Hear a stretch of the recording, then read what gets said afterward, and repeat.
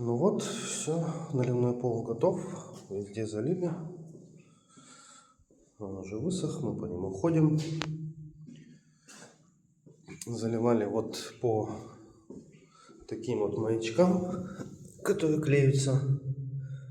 Выставили их, наклеили, полой у него отрезали. Все, и начали заливать. То есть вот, когда заливаешь, смотришь, маячок маленько торчит, все, значит здесь больше лить не надо.